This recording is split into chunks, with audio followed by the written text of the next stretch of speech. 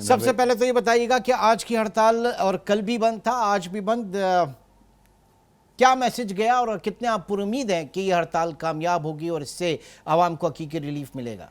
देखिए, हड़ताल तो कामयाब हो गई है, इसमें तो कोई दो राय नहीं है, लेकिन उम्मीद की जो बात है, उम्मीद तो शायद हमारी हुकूमत से बिल्कुल भी नहीं है। इसकी वजह ये है, जब गवर्नर सिंध के गवर्नर हाउस में हमें वज़ीर आज़म साहब ने मुलाकात के लिए बुलाया था, तो हमने उनके मुंह से सुन जाएंगे, बातें करेंगे। इसके साथ साथ कल मेंबर FBR को उन्होंने भेजा हमसे मुलाकात के लिए, उनसे भी कल हमारी जब बातचीत हुई और हमने अपनी तजावीज़ इनको पेश किए, तो उन्होंने भी अब ये बोला मैं चेयरमैन को बताऊंगा, चेयरमैन हुकूमत से बात करेंगे। तो ये इनिशिएट तो इस वक्त एमरजेंसी है आपके पास, हमें तो लग रहा है कि एमरजेंसी डिक्लेयर कर देनी चाहिए, स्पेशली माशी एमरजेंसी। जब जाके हम इस चीज़ों से निकलेंगे और कोई ना कोई ऑल्टरनेट सोर्स आपको लानी पड़ेगी जब हम आगे जाएंगे। लेकिन हमें इस वक्त गवर्नमेंट की बिल नज़र नहीं आ रही कि ये किसी भी किस्म का आवाम को जो है रिलीफ देने के लिए तैयार हों या कोई आवाम के लिए ऐसा इनिशिएटिव उठाने के लिए तैयार हों कि ऑल्टरनेट पे जाके कम से कम आवाम को और जो है ताजरों क्या को ऑल्टरनेट? देखो, सबसे इजी ऑल्टरनेट है, कोई इतनी बड़ी रॉकेट साइंस नहीं है। हाँ। इस वक्त हमारा सबसे बड़ा मसला है बिजली के बहरान का और फ्यूल का। हम इस बहरान को काबू पा सकते हैं ऑल्टरनेट सोर्स, और सबसे इजी ऑल्टरनेट सोर्स हमारे पास जो अवेलेबल है वो सोलर पावर था। उसके लिए अब मसला था फंडिंग का।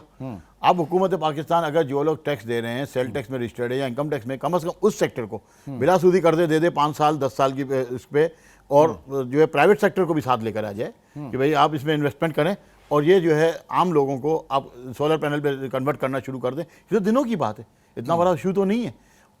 उल्टा हो ये रहा है कि सोलर पैनल्स के जो कंटेनर कमर्शियल इंपोर्टर्स ने इंपोर्ट किए हुए हैं, 500 से ज़्यादा कंटेनर्स वो पोर्ट पे फंसे हुए हैं, और स्टेट बैंक ने वर्बली कमर्शियल बैंक को इंस्ट्रक्शंस दी हुई हैं कि इनको रिलीज नहीं किया जाए। आप देखिए ना, हमारे डॉलर नहीं है ना, डॉलर नहीं है। देखिए, डॉलर भी प्राइवेट सेक्टर अपना अरेंज कर सकता है। पिछली दफा जब आपका स्टकअप हुआ था और स्टेट बैंक पे हमने धरना दिया था, तो आपका प्राइवेट असर देखा उसका, आपने इंटर बैंक के अंदर असर देखा उसका? क्या इसकी वजह यही है ना, जब आप बैंक को रोकेंगे तो फिर यही होगा, जो आपने बैंक को जो इंस्ट्रक्शंस दी हैं, तो उसके बाद आप 20-25 रुपए का आपका डिफरेंस आ गया ना, अब आपके पास और कोई ऑप्शन नहीं है।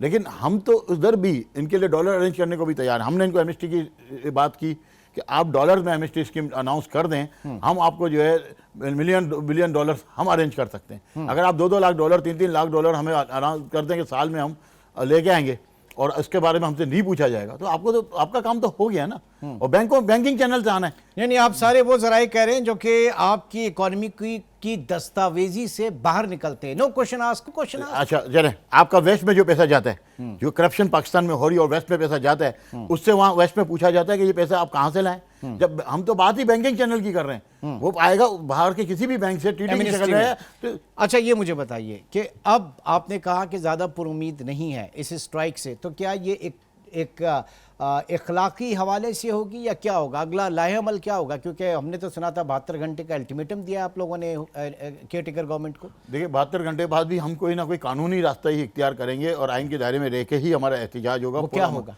देखिए, आज आपने 2 दिन की स्ट्राइक देख ली। हमारी एक टोकन स्ट्राइक थी और आज की स्ट्राइक को भी कंटिन्यू करने का मकसद सिर्फ ये था कि जैसे ही हमारी स्ट्राइक अनाउंस हुई और फौरन पेट्रोल के दाम बढ़ा दिए गए, फ्यूल के, इसलिए हमें ये मजबूरन इस स्ट्राइक को कंटिन्यू करना पड़ा। आपकी इस स्ट्राइक से, एक स्ट्राइक से आपको पता है कि कितना प्रोडक्शन लॉस होता है आपका? सिर्फ बरामदी जो लॉस है पाकिस्तान का, सिर्फ कराची की हद तक मैं बात कर रहा हूँ, 5 करोड़ 30 लाख डॉलर लगभग।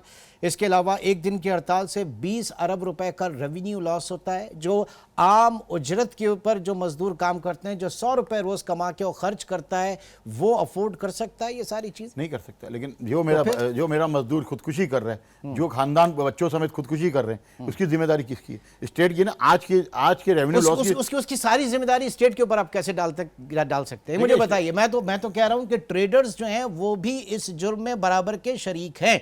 आपकी बिरादरी इनकम टैक्स पे नहीं करती। मेरा आपसे सवाल है, एग्रीकल्चर सेक्टर इनकम टैक्स पे नहीं करता, होलसेलर रिटेलर जो है इनकम टैक्स पे नहीं करता, जो है वो इनकम टैक्स के बाहर निकला हुआ है इस वक्त। क्यों मैं, मेरा कैमरामैन, मेरे और लोग, हम सैलरी के ऊपर टैक्स क्यों पे करें एट सोर्स, जब शर्जील गोपलानी साहब जो है अपने मुनाफे के ऊपर, अपनी आमदन के ऊपर टैक्स पे नहीं करते?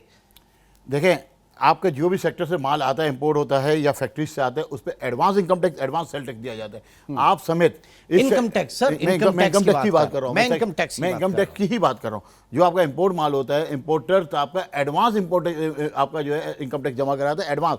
इसके बाद आपके जितने ट्रेडर्स हैं, आपका जितना फैक्ट्री से माल आता है विद होल्डिंग टैक्स एजेंट जो हमें बनाया गया है, आपने कहा ना चेयरमैन एफबीआर से आप बात करेंगे, जब हर तरह की काबिले आमदन जो काबिले टैक्स आमदन है, very benchmark, very simple benchmark, उस सबको टैक्स। आज आपके बिजली के बिल पर जो 1 दर्जन टैक्सेस वसूल किए जा रहे हैं, उसकी बुनियादी वजह क्या है कि आपका जो टैक्स निज़ाम है वो बोसीदा है, डायरेक्ट टैक्सेशन नहीं है पाकिस्तान में। तो डायरेक्ट टैक्सेशन ऐसी होगी ना कि जब हम सब लोग अपनी अपनी कमाई के ऊपर, आमदन के ऊपर टैक्स पे करेंगे। इमरान भाई देखिए, यहाँ पे मेरे दो राय नहीं है कि लोग नहीं बने, लेकिन कराची इस वक्त आपका 6000 अरब रुपए का टैक्स पे करता है कराची से। आपका लियाकताबाद लालू खेत जो कि बहुत बैकवर्ड एरिया है, 94 करोड़ रुपए पिछले साल टैक्स पे किया है, लेकिन लिबर्टी जो है लाहौर का नहीं करता, तो इसमें मेरी गलती तो नहीं है। इसमें देखिए ना, एक आम आदमी पाकिस्तान दुनिया में कहीं पे ऐसा नहीं है कि 17% जीएसटी कोई एक आम शहरी वसूल कर रहा है। बिकॉज ऑफ दिस कि हुकूमत एफबीआर जो है वो डायरेक्ट टैक्स वसूल नहीं कर सकती, इस काबिल नहीं है, इसीलिए इनडायरेक्ट टैक्सेशन है 67% इनडायरेक्ट टैक्सेशन। ये सारा ट्रस्ट डेवलप करना स्टेट का काम है, जो मेरा और आपका काम नहीं है।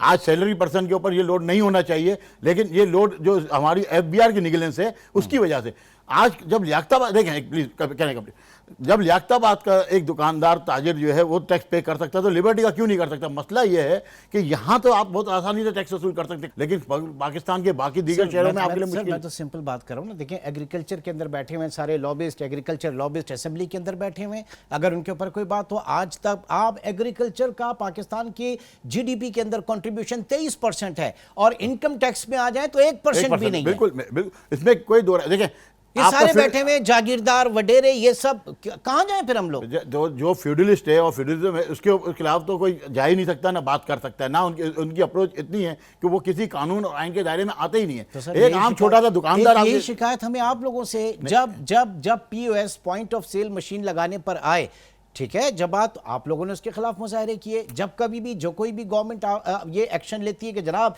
इस इकोनॉमी को डॉक्यूमेंट किया जाए, दस्तावेज किया जाए, टैक्स बेस को आप बढ़ाइए और टैक्स रेट को कम कीजिए, यही होना चाहिए ना उसूलन, लेकिन उसमें आप लोग नहीं करने देते। देखें, ये जब टैक्स रिफॉर्म्स हुई मुशर्रफ साहब के टाइम पे, जब हम सीबीआर थी तो एफबीआर नहीं थी, हम उसके साथ तब भी नहीं करने दिया। नहीं, मैं आपको बताता हूँ, मुशर्रफ साहब जो है वो 1 मैन आर्मी थे, अपने उस वक्त भी नहीं करने दिया। नहीं, मैं आपको बताता हूँ, ऐसा नहीं। वहाँ पे जब ये टैक्स रिफॉर्म्स की बात हुई, इसमें सेल टैक्स जब लगा, हमने इनको बताया कि भाई 2 जगह से माल आता है, पोर्ट से और आपका मैन्युफैक्चरिंग से, आप एडवांस में ले लें, हम देने को तैयार हैं, हम सिस्टम के अंदर, क्योंकि करप्शन बहुत है उसमें, हम नहीं कंप्लीट करने थे प्लीज। आप लोग डॉक्यूमेंटेशन से नहीं, मैं बताता हूँ प्लीज, मुझे कंप्लीट। हम सेल टैक्स में रजिस्टर्ड हुए, आपका 800 अरब रुपए का रेवेन्यू उस साल 1800 अरब रुपए पे गया। हम इनकम टैक्स में हमने बोला हम एडवांस इनकम टैक्स देने को तैयार हैं, सेक्शन 149B की शिक कायम की गई कि ऑडिट नहीं होगा, हम एडवांस इनकम टैक्स लेने, हम रिफंड भी नहीं चाहते, ठीक है, हम उस पर कायम रहे। आज वो 800 अरब रुपए का टैक्स आपका 9200 अरब रुपए तक गया है। अब प्रॉब्लम आया तीसरा कि आम दुकानदार से टैक्स किस तरह लिया जाए। हमने उसकी भी इनको एडवाइस दी, और एडवाइस ये थी कि छोटे दुकानदार को आप 100, 200, 300, 500 इतना बड़ा अमाउंट नहीं था, सही, तमाम 20 लाख दुकानदार हैं, अगर इनको आप इसमें आने दें और एक छोटी सी एक जो है रसीद के जरिए वो जमा कराएंगे, और अपना जो इनकम टैक्स की जो रसीद होगी वो दुकान के जहाँ पे नज़र है वहाँ आवेदन कर देंगे, इसके बाद इनकम टैक्स अफसर नहीं आएगा। इसको ब्यूरोक्रेसी ने इंप्लीमेंट नहीं होने दिया। अगर ये उस वक्त इंप्लीमेंट हो जाता, ये वही चीज थी ना, ये वही चीज थी। आप कह रहे हैं छोटी सी दुकान, उस दुकान के अंदर आप बेच क्या रहे हैं, मुनाफा क्या कमा रहे हैं, दैट डिपेंड्स, वो क्या होता है, सब कुछ हो जाता। छोटी सी दुकान कराची में, औरंगी में है या डिफेंस फेज 6 में, ये कौन बताएगा? उस दुकान के अंदर आपकी आमदन कितनी है, आप उसमें बेच क्या रहे हैं। ये हमारे वही एग्रीकल्चर इकोनॉमी क्या है, लैंड के ऊपर आप ले लें, आप प्रोडक्शन के ऊपर ना लें। देखें, वो तो आप वो तो कोई एग्रीकल्चरिस्ट से आपको बात कर सकता है, मैं ट्रेडर्स की बात करता हूँ। हमने कैटेगरीज दी थी, जिस तरह एफबीआर की कैटेगरीज है, A1 अपने लैंड की कराची के अंदर A1, A, B, C, हमने कैटेगरीज की भी बात हो चुकी थी, सब कुछ है। एक दफ़ा सिस्टम में आ जाते तो आपके पास 5 साल का अगर आपने उसको रिलीफ दे दिया, इसके बाद डॉक्यूमेंट सारी चीज़ें तो आपके पास मौजूद है ना, उससे कितना हमने चार्ज करना। आज हम जो लोग, तो एफबीआर से आप क्या कह रहे हैं, आप क्या चाहते हैं? चलिए कंक्लूजन की तरफ आते हैं, आप क्या चाहते हैं? सिंगल पेज जो है आपका इनकम टैक्स रिटर्न का सिंगल पेज उर्दू में दे दिया जाए, उर्दू में दे दें, बहुत आसान हो, सहल हो, ऐसा ना हो कि जनाब टैक्स प्रैक्टिशनर्स हैं उनके मजे आ जाएं। बस सिर्फ यही उनकी मसला है। दुकानें चलें। आज प्रॉब्लम यह है कि आज इनकम टैक्स एक बंदा भरता है 1500 रुपये, और टैक्स जो इसका जो प्रैक्टिशनर होता है वो जो अकाउंटेंट है वो 25,000 रुपये की फीस लेके जाता है। ये भी और सारे रास्ते भी वही दिखाता है, सारे रास्ते दिखाता है। अच्छा, हम Tax चाह रहे evasion मिडिल मैन में- का किरदार खत्म हो जाए, आप डायरेक्ट टैक्स पे करने की आपकी पोजीशन हो जाए, क्योंकि आप सिंगल पेज फॉर्म ले आए या उसको इतना आसान सेल कर दें कि हमारे लिए आसान हो जाए।